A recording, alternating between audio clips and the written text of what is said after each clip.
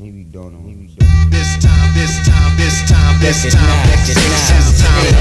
This time to build. This time to build. This time, 6 is time to build. This time to build. This time to build. This time, power. This time to build. Power. This time to build. Power. This time to build. Power. What's up, everybody? I am your host, Chris Hampton. Welcome to episode 30 of the Power Company Podcast, brought to you by PowerCompanyClimbing.com. Our time in Waco is almost up, which is a little bit bittersweet because it's been amazing here, and I'm really learning to love it. But my body needs a break. I'm not as young as I once was, and bouldering for months and months on end is hard. It's starting to tear me up a little bit. So definitely need a break, need to reset, and get back into some training. From here, I head to see a few friends and hang out with some folks, and then I go to St. Louis to MC the So Ill Showdown, which is, in my opinion, comp of the year. So if you happen to be around St. Louis at the end of March, I believe it's March 23rd, 24th, 25th, somewhere around there, definitely stop through the So Ill Showdown and say hello. And then Nate and I are sticking around St. Louis for the week following to do a week's worth of workshops. We're going to do a sport climbing workshop, a bouldering workshop, a hangout with us. You can just come and boulder with us. And also we're going to do our very first live Power Company podcast right there at the So Ill Gym. So if you're in St. Louis, please come and see us. If you're interested in doing private sessions, we're going to be around all week. So hit us up and we can hang out with you in the gym. And speaking of sessions and working with people, Nate has a few openings in his custom plans. These are rare. He's got some people out on trips who aren't training right now. So definitely hit me up via the website, PowerCompanyClimbing.com, if you're interested in getting in on a custom plan. They're normally sold out, so now is the time. Today, well, first off, you know what? Let me tell you guys this. You're all waiting on the Moonboard episode. It's coming. I promise you. We've got something really exciting that won't happen. I won't be able to get it until next week. And next week is when the final piece of this Moonboard episode will come together. So you guys will have it shortly thereafter. It is priority number 1 once I have the final piece in place. So it's coming. Don't worry. But today I sit down with Jonathan Siegrist. Actually, I don't sit down with him today. That's a total lie. Here I am lying to you guys. I sat down with him last summer in Estes Park, and we talked about what it takes, what kind of shift you have to make mentally, and how you have to let go of your ego to make changes when what you've been doing is working. And I think that's something we all go through at some point. So I am going to let JStar, Jonathan Siegrist, take it over from here. Maybe don't know. That's what this is all about, right? It's like you kind of come to the end of the road and you have to have the foresight to say, I'm going to try something a little bit different. This time, power. This time to build. Power. This time to build. Power. This time to build. Power.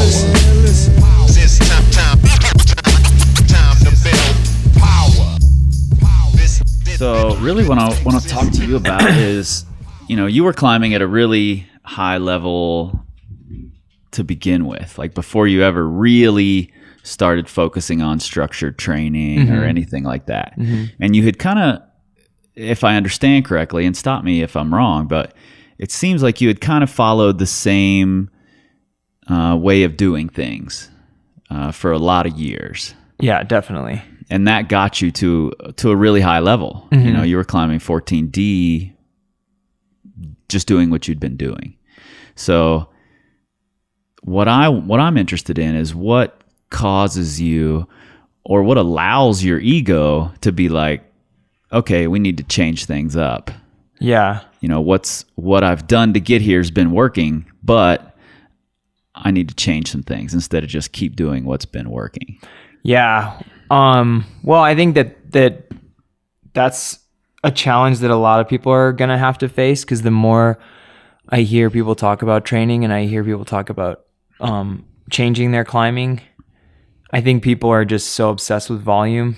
And that was like the biggest thing for me is I was all of my training up until that point had been like volume based. Right. So Yeah, because you go out and you do, I just do dozens of as hard much pitches as I every could. day. Yeah. And in the gym, I would do the same thing. And then I was running a lot, which is something that I was really motivated by. And I also was convinced, despite hearing from so many people, that running was going to help my climbing. And you were going pretty hard running.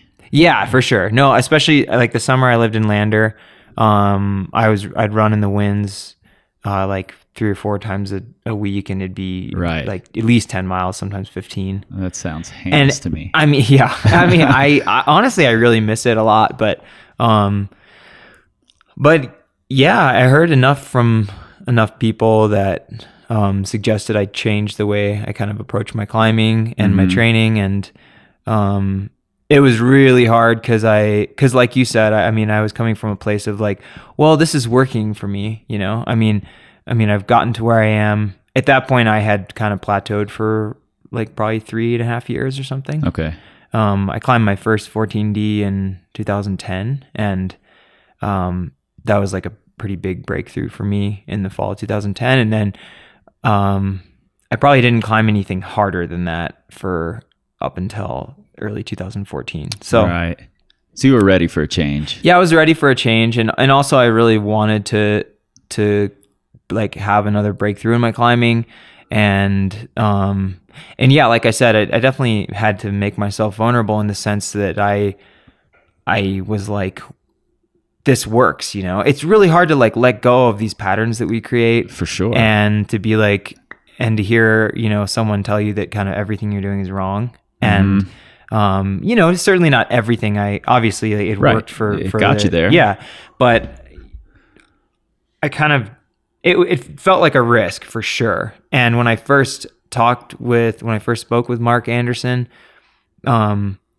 he just again and again and again tried to assure me that it would work and that it wasn't a risk, but regardless, it felt that way. And for the first month or month and a half of kind of changing things, I was really skeptical, and really like, after every session, you're like, this shit isn't working. Yeah, exactly. and it's just hard because, especially with the whole volume thing, I was under the impression, I think a lot of people are too still, that you just, if you're not leaving the gym completely exhausted or leaving the crag completely exhausted, that you're not, you're not seeing any benefit. Right, you're not getting a workout. And that, and certainly for the first little while, I was, a lot of days I'd leave the gym and be like, I could go for another, 6 hours or something, but I guess I'll just stop now. And I'd love, rest day comes around. Oh, I'd love to do a 16-mile run with my dog, but instead I'm going to sit here, and that was really hard for me. Yeah, I bet that was tough for you, because I remember having Thanksgiving dinner with you at Miguel's years ago. And you and Angie Payne were having this conversation about rest days. Yeah. And at the time, you hadn't taken more than like 2 rest days in a row, or 2 or 3 rest days in a row in years and years. Yeah, totally. Yeah. Yeah. And, I think it was based on a couple different things. One was that, I was like obsessed, and I really felt like the volume was helping me. And second, it was also like, I do think that especially early on in your climbing, I started climbing when I was 18. So, I mean, for the first, 6, 7, even 8 years, it's true that if I took a week off, like I would climb differently. And I think that for most people, that's true, and now it's different. I've been climbing for 12 years, and I feel like I could take, 3 days off is like not a problem at all. Like it's only helpful. A week off, maybe there's like one day where I feel a little like awkward, like you have to and get then back it's like into totally back to normal. which is something that you kind of have to earn, you know? And so it was partly driven by that like authentic feeling of being like, oh, I don't climb as well as I did a week ago or whatever. But also it was just me, I had this strong impression that, you know, climbing was an endurance activity and I should just climb until I was exhausted or run until I was exhausted every day. Right. And during the initial years of your climbing, that volume is probably the right thing to do. Exactly. Yeah. You know, and a lot of you're people, learning a lot. Totally. And I think it's like just getting the hours of experience under your belt. You know, at the elite level, climbing is really strength based, but in the beginning stage and the middle stage and even the high level stage, like it's a lot of skill acquisition. And I think, you know, a mistake that a lot of people make nowadays is, I mean, I've had people come to strength training seminars I've given or ask me directly, you know, oh, I'm a 10D climber. I really want to break into 11A. Like, can you suggest some hangboard routines for me? And I'm like, no. Go rock climbing. Go rock climbing. Yeah. Go climbing as much as you can. And I, you know, I asked them a little more about like, are you challenging yourself when you're in the gym?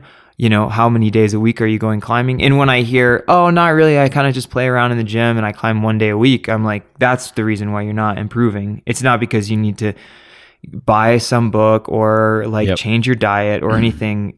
Like, no, I'm a pretty strong believer that you should just climb and try and challenge yourself and climb on different rock types and go outside as much as you can until you're even a mid 513 level climber, in my opinion. Yeah, I would say I would agree with that to a point. I think different people plateau in different places, you know, and then they need to change things up. But definitely the majority of what we do here is, you know, just structuring people's sessions so that they're not just going into the gym and playing around. You know, it's totally. 90% rock climbing. Totally. You know? Yeah. And I think that that's great. And I do think that, like we've just talked, I mean, you don't have to be training to improve at your climbing, you know? I mean, when you're really nearing your personal capabilities, I do think that you have to eliminate all variables possible and train in a really, really smart way if you want to improve, period. But for many, many years, I think it really benefits people, like you said, just to have structure, just to go into the gym and kind of know a little bit what they're doing. And it can still just be a fun climbing day with all your friends. For sure. But you know, there's so many different ways you can go into the gym and just climb routes or go bouldering for 3 hours. And one way will benefit you a lot better than the other way. Yeah. And I've heard for years about people saying, oh, I don't want to train. You know, I climb because I love climbing. I don't want to go train. Yeah. But if training can be a really structured, fun session. Yeah. You know, it doesn't have to be lifting weights or hangboarding or doing pull-ups or whatever. The majority of people are going to get more out of just climbing and trying interesting, fun things instead of just doing the same old thing every time. Totally. Yeah. So I'm curious, when Mark was first talking to you, first off, did you approach Mark or did he approach you and say, here's something you could change in your climbing? It was a little bit of both. So I was at the time, it was 2013, and during the whole summer I lived in Lander, which was awesome, and I dearly missed that place. But I was climbing a lot with BJ and with yourself and anyone that was around, the whole 307 crew. Yep. And I had a good summer. I climbed a lot of great stuff. I was doing a lot of bolting at Wolf Point at the time, and I ran into Mike Anderson one day when I was climbing at the Erratic. I was trying Moonshine, and Mike was there, and he was trying Ghost Moon or something. I can't remember exactly what it was, but he was totally kicking ass. And I had in the back of my head that I wanted to go to France the next year, and I really wanted to go to Seiyus, and I wanted to try hard and all these things. And I knew that I was going to have a structured training period during the winter. And basically, Mike happened to be there. He took some pictures of me on Moonshine, and he published them in the book. And he also asked me, you know, hey, me and my brother and I are writing this book, and we'd love it if you could take a look at it and maybe, you know, give us your 2 cents for the back page or whatever. Yep, cool. And so he sent me a digital copy of the book, and it was like, I read one chapter, And I was like, I called both of them immediately, and I was like, I want you to train me, basically. Cool. Because it was what I needed. It was like scientific, and it was like more like engineering or something, and less like kind of I like the way. yeah. And for me, like as a like my character, I needed that to feel like I could kind of give up everything I had done. I wanted something that felt like it was proven, you know, and it felt like really well structured and less risk. Exactly. That's what you were looking for. Exactly. Yeah. And so then, you know, I basically said, you know, here's your quote for the back of the book. And by the way, you know, could I pay you guys or whatever to help me this winter? And Mark was really gracious and basically just like, generous, and just was like, come out to my place on, you know, whenever you can, and I'll take you through a couple sessions, and, you know, I'll kind of help you along and whatever. And pretty much since then, I still write both of those guys when I have questions. Over the years, I've really tailored. I've kind of taken, I'd say like what I do is 70 to 80% of like the Rock Prodigy system, and I've changed the last 20 or 30% to kind of accommodate what I feel works best for me personally. But Sure. I mean, I still think that by all means, those guys are like legends when it comes to training. And I think that for sure. They helped me immensely. If for nothing else than just to be like, hey, you should try this, you know, and having it come from two dudes who I knew only had a few free hours a week to try. Right. And they're really dialed into what they're doing. Yeah. Yeah. They have to be. Yeah. Yeah. So that's kind of how that all came about. Cool.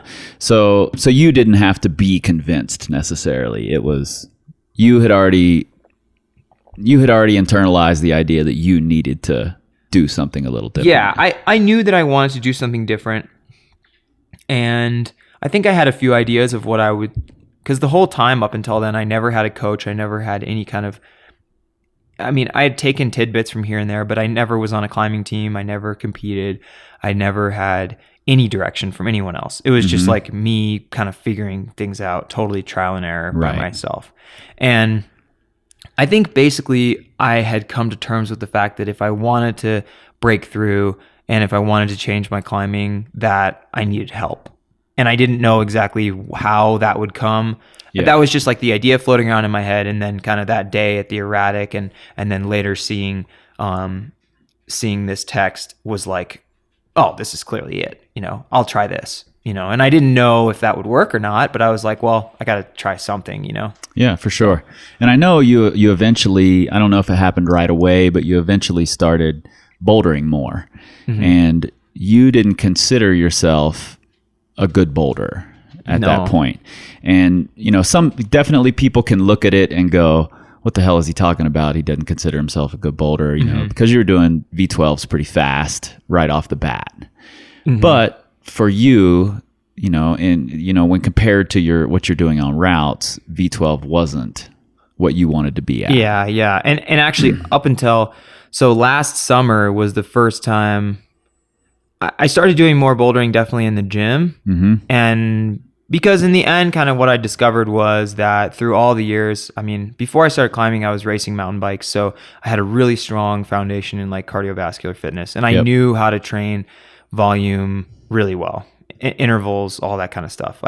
So when I came into climbing, I totally just applied that same, I was like, oh, climbing is, you know, I'm thinking like, oh, I'm getting pumped and I'm breathing hard. It must be an endurance activity. So I pretty much applied all the things that I had learned from mountain biking and training in that sense and into climbing, which like we established worked really well for me for many years.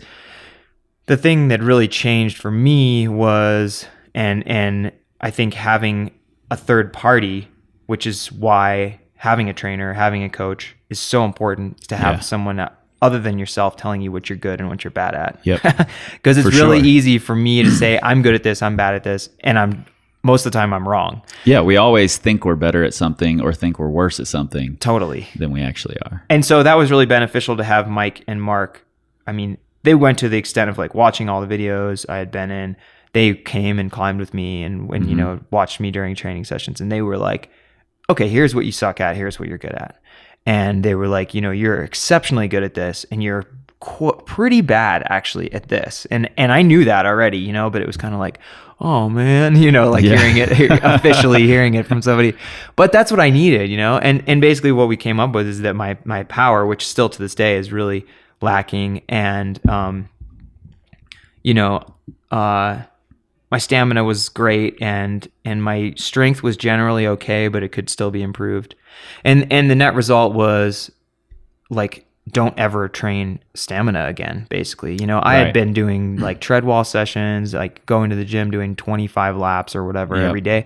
And it was basically like, just don't do that. Yeah. That stuff comes back so fast. Yeah. And that was the scariest thing for me. Like talking about vulnerability and whatever, it was just completely letting go of that. And I will say right now that since the winter between 2013 and 2014, I have never, what I would personally consider, I've never trained stamina or endurance since then. Yep. The only thing I've trained is strength and power, and the stamina. I mean, yeah, I get pumped sometimes. And last summer I took 5 weeks and didn't tie in once and only bouldered. And when I came back to climbing routes, I was like depressed for 2 weeks because I was like, this is the only thing I'm good at, and now I'm bad at it. But it came back around, you know, and it was okay. Yeah. And for me personally, that was really what I needed. And so, yes, to answer your question, like from minutes ago, bouldering became mostly indoors, but bouldering became a huge element of my training. Definitely. Yeah, I'm kind of in the same boat, albeit at a much lower level than you. I got to 13C by training only endurance and stamina. Yeah. You know, and then I made the mistake of going, okay, I need to start bouldering.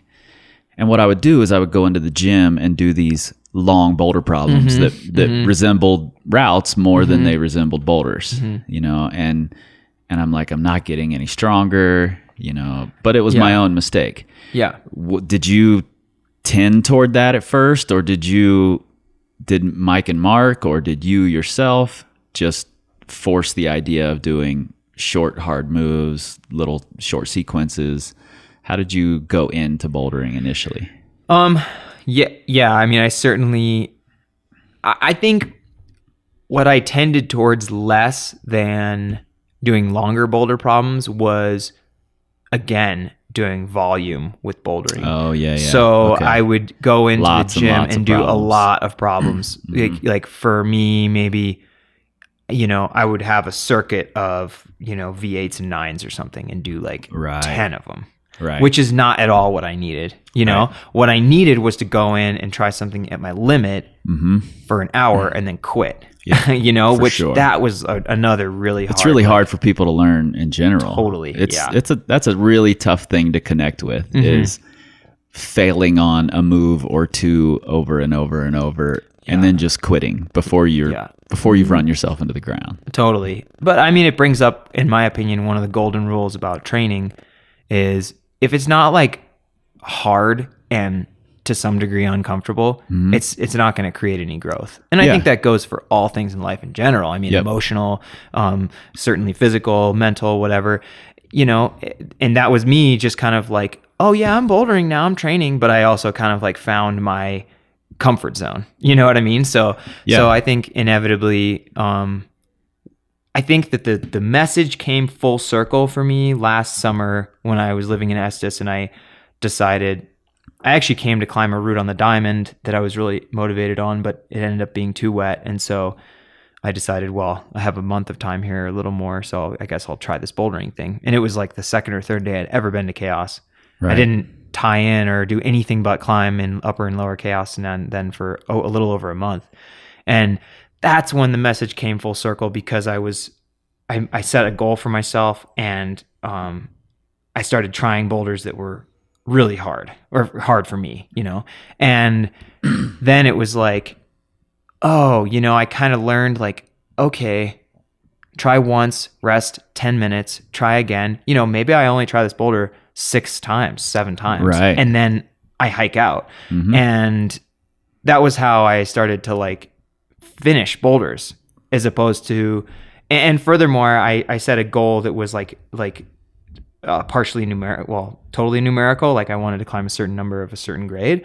And in order to do that, it was like, damn, dude, I can't, I could have easily done 3 times as many V10s, but what I really wanted to do was climb routes or boulders that were really hard for me. So, so that kind of, and I'm super goal oriented, like maybe even to a fault where I kind of can't let go. Like once I emotionally commit to something, it's really hard for me to let go of it. Yep. And I think that was the kind of kick in the ass I needed to be like, oh, and kind of really come full circle and really understand the whole power thing, understand the whole like limit bouldering thing. Mm-hmm.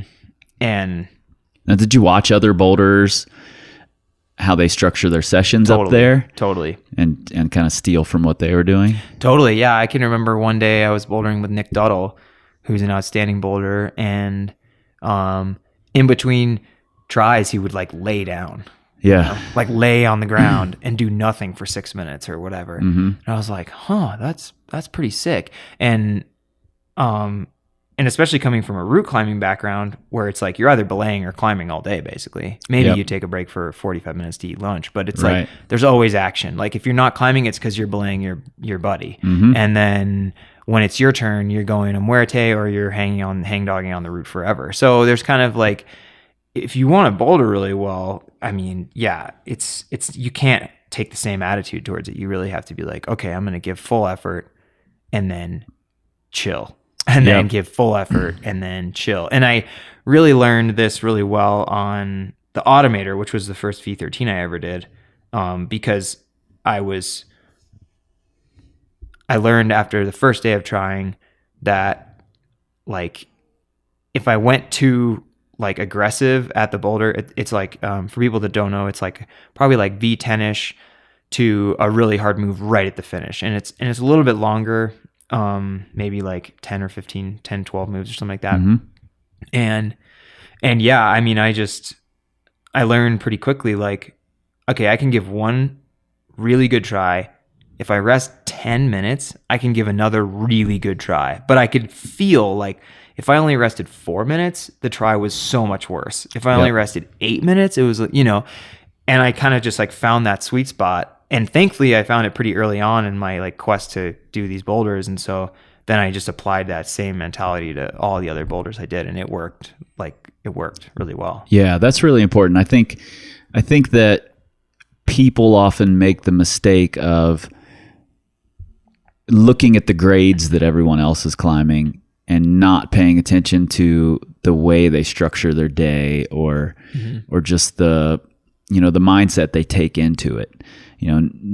Chances are when you were going out climbing with Nick, he was probably climbing boulders at a higher level than you were at the time. Yeah. So instead of you just throwing yourself at the same problems, you took what he was doing to approach that problem and applied it to your own climbing. Oh, for sure. I mean, I've never been the best at anything, and so it's always really helpful to. I'm not going to pretend like I know how to do things better than anyone. And that's what makes you good at things, is because you're able to watch, take a back seat, and then apply that to your own climbing. Yeah, totally. Yeah, and I mean, especially, the one thing that I'm kind of like excited about right now is like all these different, like the interdisciplinary climbing thing. We're talking about bouldering, and I've done that largely. I'm a little more excited on just bouldering now than I was before, but largely I've done that to improve my route climbing. But I think like all the different disciplines of climbing all lend such an incredible insight to the other disciplines of climbing, et cetera, et cetera. And so I guess in that sense, it's like, yeah, damn right. When I go to Spain and I climb with Chris Sharma, I'm like, dude, like the dawn of American sport climbing. Yeah. I'm like gonna watch what guy does. Yep. When I go out bouldering and I'm like looking around the corner and I see Daniel or Tyler Lindemann or like many of the other like exquisite boulders that live in and around Colorado, I'm like, dude, what's Homeboy doing over there? Because he, like, those bros and girls for that matter, plenty of girls in this state. I'm like, what, I want to learn. And likewise, when I go climb on a wall with Tommy, it's like, I'm never trying to give Tommy any tips on how to rock climb. I'm just like taking back seat, man. Like,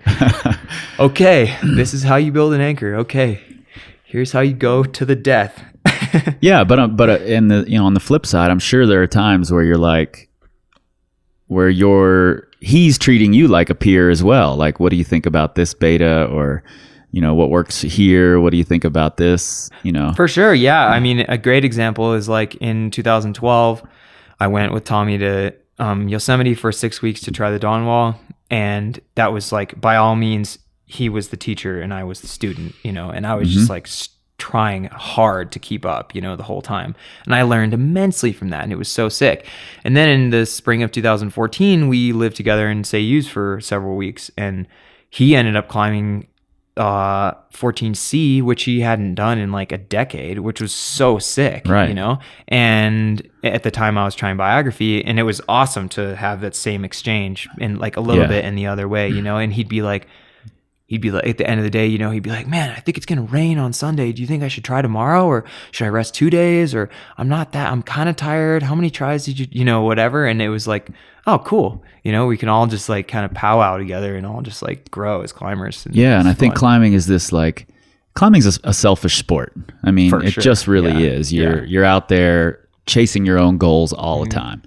And it's really easy to get caught in that and not pay attention to what everyone else is doing. And I feel really fortunate to have gotten to climb around guys like you and BJ and Daniel. And, I get to climb around some big names, and I use that time to learn, Yeah. I mean, and there are specific examples. I remember watching you go up a project in the red, and your first time up it, you just went up with a stick clip. Like there was no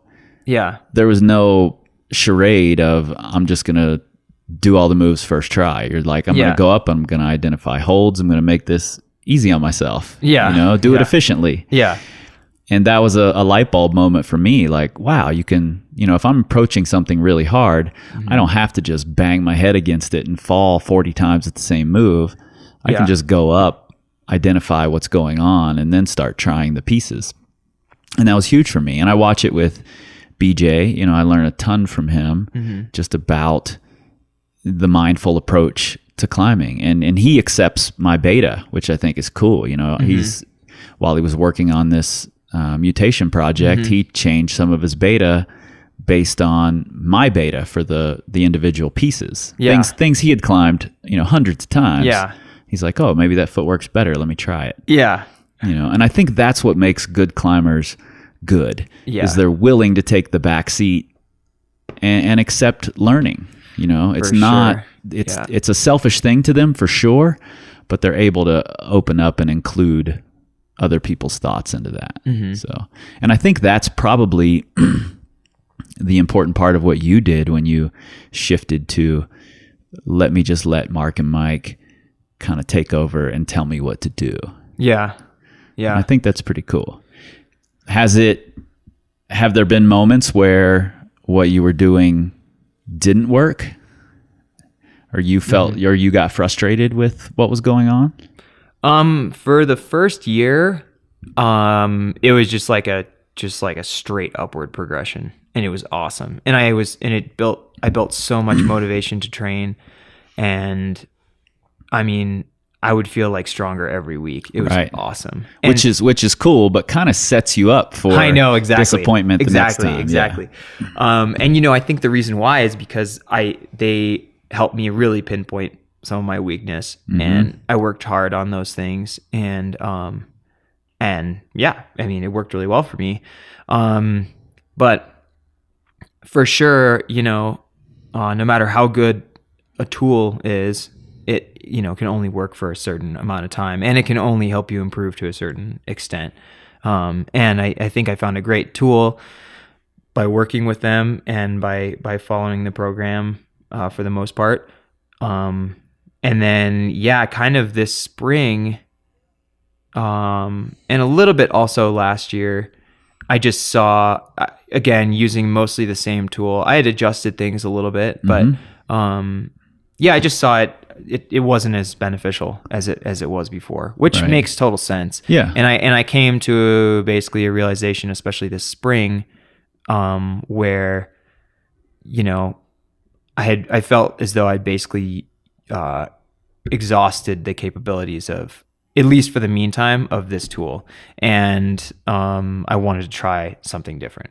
And I think both mentally and physically, I had spent like 2 years roughly. If I wasn't training my ass off, I was pretty much like at the crag climbing full time, trying to send near my limit, and that just got that just kind of wore out on me a little bit. I only took I think I took like an 8-day break in 2014 and last year. But otherwise I was either training or climbing like every day other than occasional rest day. So that's tough on a lot of levels. That's tough emotionally, because I know you're the type of guy who gets emotionally invested in what you're doing. And that's really hard to do. Yeah. So, and I think it all came to a head this spring. I trained really hard before I went to try Jumbo Love, and I think I overtrained a little bit. I wouldn't say that I developed any injuries, but I definitely, like, parts of my body weren't working as well as they once had. Right. And then weren't working as well as they once had. Right. And then trying the hardest route of my life, and then, to further, to put a little more heat under my ass, there was some kind of emotional things going on in my life personally as well. So it was just like kind of right before I left for Switzerland in early May, I just kind of came to the realization of like, okay, I'm going to try something different for a little while. And that's what this is all about, right? Yeah, for it's sure. Like you kind of come to the end of the road, and you have to have the foresight to say, I'm going to try something a little bit different. Yep. Even though it feels risky, even though I know that I could do a month-long hangboarding session and my fingers would feel incredible by the end. They might not be any stronger than before, but they would feel my strongest again and whatever. I know I could follow the same whatever path. I think for me, I needed something different, and I kind of gave up on the training, went to Switzerland, and that was the perfect opportunity for me to kind of just play and climb. And I was hustling, and I was trying to climb hard and whatever, but I had a lot of rainy days and a lot of time spent alone and stuff, which was like kind of exactly what I feel like I needed. And when I got back, I felt super refreshed and a lot more motivated for my fall goals. And for the rest of the year, I'm kind of trying to not train indoors systematically like I have the last couple of years. I really want to see, take a page from Ethan Pringle or from Chris Sharma, two guys who are huge inspirations for me, neither of which have really ever done systematic training at all. Right. And see if I can, do this interdisciplinary thing and see where that can take me. Yeah, and I think that's what they do that makes it work. Yeah, is they can switch back and forth between bouldering, sport climbing, going to do bigger stuff, doing shorter, harder stuff, whatever. They switch back and forth often enough and are trying hard enough at all of those disciplines that it works for them. Yeah. And that's the main takeaway, your last sentence there. Because I was always like, man, Chris Sharma is just like a genetic god, and it's like so unfair how good he is at climbing. He never has to train or whatever. And then you go to the crag and you climb with him, and he has this like incredible balance between like being so tranquilo and also, I mean, when he tries, he erupts with energy, Right. And that's exactly what you need if you're not going to go in the gym, because that's the same attitude I would bring into my training sessions, where it'd be like during my 3-minute rest or whatever, I was like bring my whole psych level down, way down, no like overstoker, like listen to my music, sit down, relax, prepare, and then go to the death when I was like hanging or lifting weights or whatever it was. And then again, come back down. And Chris like exemplifies that. I can totally understand how he's been climbing his whole life, never really trained, and has gotten to where he is now, because when he pulls onto the rock and tries, he might only try a couple times a day, but he's going to the death, and not that many people can say that about their efforts outside for sure. Or whatever. And that's something I think you can work on. Totally. There's a lot more to progressing in this sport than just hangboarding or lifting weights or whatever. There's a huge mental, emotional, psychological component that I think those guys are really good at. Totally. And you can, Ethan just was very open about his struggles in the emotional end of climbing. And I think the fact that he struggles with that stuff is part of what makes him so good. Because he can be tapped into his emotions and can do exactly what you just said. He can go out not having, climbed on something long and hard for a while and just be so emotionally invested in it that he can perform really well on it right off the bat. Totally. Yeah. And I have a kind of one of the main things that I struggle with is this sense of like earning everything. And it's really hard for me to allow myself to accept success if I don't feel like I've prepared for it. And that doesn't necessarily mean that I have to be in the gym for 3 months before I try any project, but like I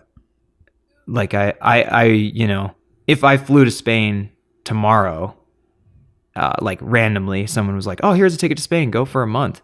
I know like physically there's no reason why I couldn't perform, but mentally I'd be like, "Oh, I was not ready. I was not prepared for this. I'm not like emotionally and mentally prepared to try my hardest." And I don't feel like I've kind of, walked the path towards success, so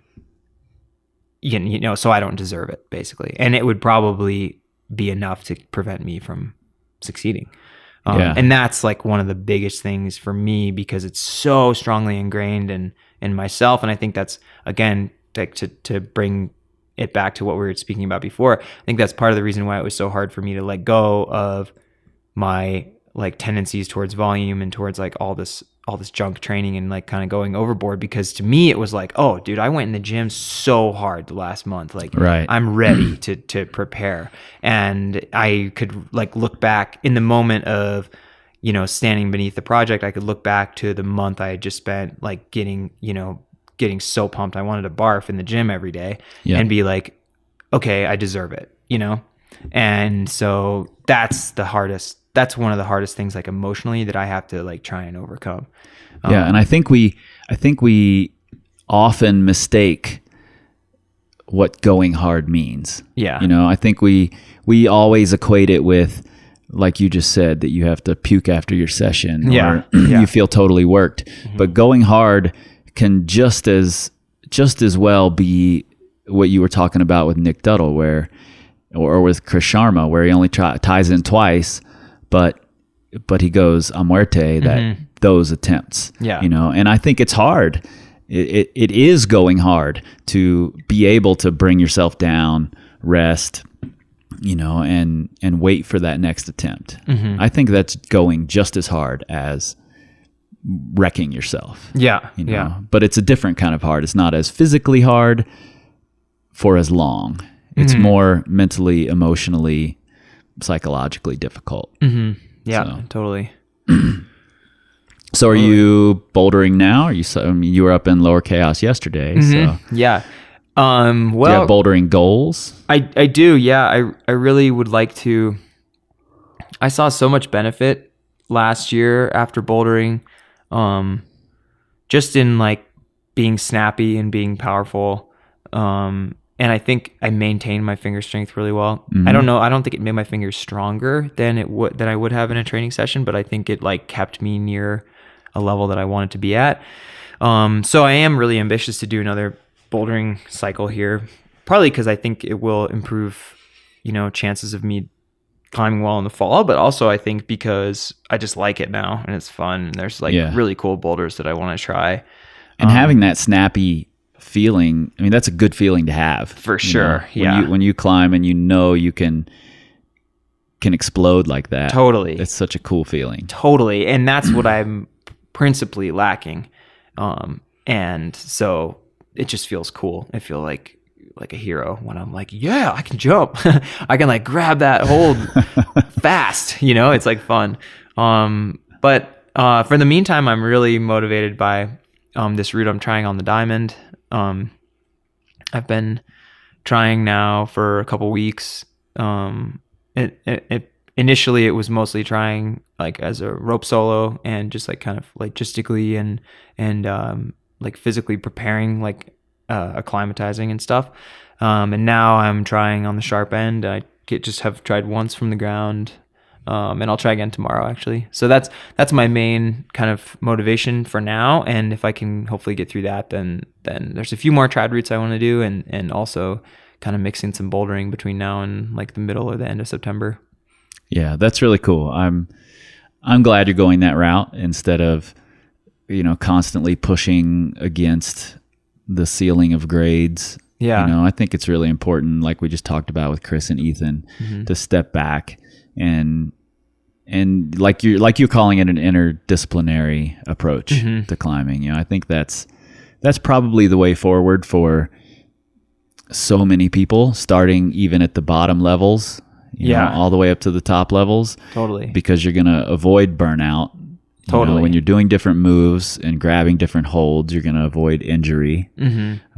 Just a really cool way to approach it. And when we were up at Lower Chaos yesterday and I heard you say, I'm going to bed at 8 tomorrow night because I'm climbing on the Diamond on Sunday. Yeah. I just think that's the way to do it. Yeah. I really think loving all the disciplines is the way to go and the way to becoming a better climber. Yeah, definitely. Yeah. And I think, like you said, more than anything, it's all rock climbing, right? But yeah. I mean, man, the difference between a day in Rifle, a day on the Diamond, and a day in Lower Chaos is immense. Yeah, and it's huge. Both like physically, mentally, like, the way you interact with your partners, like socially. And so it's refreshing to change. Yeah. Definitely. And the more you do it, the easier you can flip that switch. It's if I just boulder for months and months and then I go try to climb a sport route, it's a shit show because I can't totally flip that switch, Yeah. But, Nate and I have been on the road for a week now and I sport climbed the day before I hooked up with him, and since we've bouldered and trad climbed and, we've climbed on Vitavu granite, we've climbed at Lincoln Lake, we've climbed at Lower Chaos. Awesome. So it's been really fun switching from rock types and, grip types. And, I envy that because I grew up in the red and, it's grabbing horizontal sandstone edges forever and ever and ever for the most part. So yeah. Yeah. And I think one thing that I always really try and communicate to all levels of climbers, but certainly beginners and certainly like intermediate level climbers, is try to, I had a goal like early on in my climbing that I wanted to climb 514 on all the rock types. And I think that even if that goal is 510 or 511 or whatever, or even if it's just like, hey, every weekend in September, I'm going to climb on a different rock type. And of course, depending on where you live, that can be quite limiting. Right. But, in Colorado, it's quite possible. In the West in general, Oregon, Washington, whatever, it's quite possible.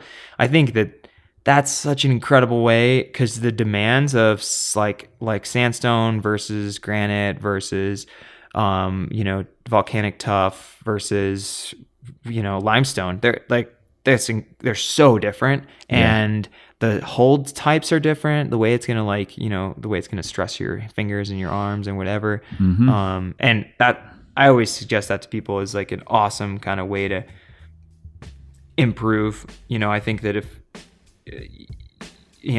people could jump around between rock types and then furthermore bouldering, sport climbing, trad climbing, whatever, if you're into that, like, man, that's gonna your skill set is gonna be enormous.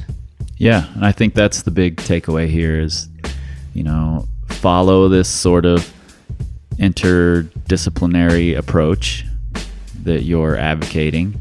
Have big goals in the different disciplines, but constantly switch it up and to take a back seat and learn from people. Yeah, totally. I definitely think that's the big takeaway here. Yeah. So, man, thanks for sitting down with me, Yeah, taking man. some time out. Yeah, and totally. Good luck on the diamond tomorrow. Thank you. Yeah, man. Thanks. Hopefully right.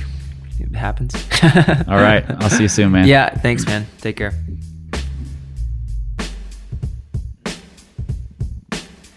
It takes a lot of courage to make changes, particularly in the public eye. And, JStar is one of the best sport climbers in the country and is definitely in the public eye. A lot of people look to him for what he's doing. So, to make those changes and put them out there, I think that's big of him. And I really appreciate his insight and this conversation. He also shares his failures. Recently, he spent 8 weeks on Pachamama 15A in Spain, only to walk away without a send, his longest project and biggest goal without completion. And you can go read his blog, which is at jstariNorbit.com, one of the few climbers that keeps a blog anymore, and his is really excellent. He's a really great writer, always has great photos, and really lets you into his process. So definitely go check out JStar in Orbit and read his accounts of Pachamama and what that felt like. Also, in this conversation with JStar, he mentions that he's headed out to the Diamond the day after we talked, and he sent the direct Dun West Bay, and his account of that send is one of the best pieces of writing about how it felt to do something that big and that important to him. And he did it with his dad, and I really think you guys should go read that. I will link to it on the post on our website, powercompanyclimbing.com. You can go check that out and read his account. And, like I told you guys before, we're headed to So Ill. We're going to be there for a week's worth of workshops. If you're interested in any private sessions, hit us up. We're also doing our first live podcast there. So if you're in the St. Louis area, please come through. It's going to be a lot of fun. Also, Nate's got some openings. If you're interested in a custom plan with Nate, definitely touch base with me through the website. And as always, share us on your social medias. You can find us on the Facebook, the Pinterest, the Instagrams. You can share us on Twitter too. You won't find us on Twitter because we don't tweet. We scream like eagles. This time, this time,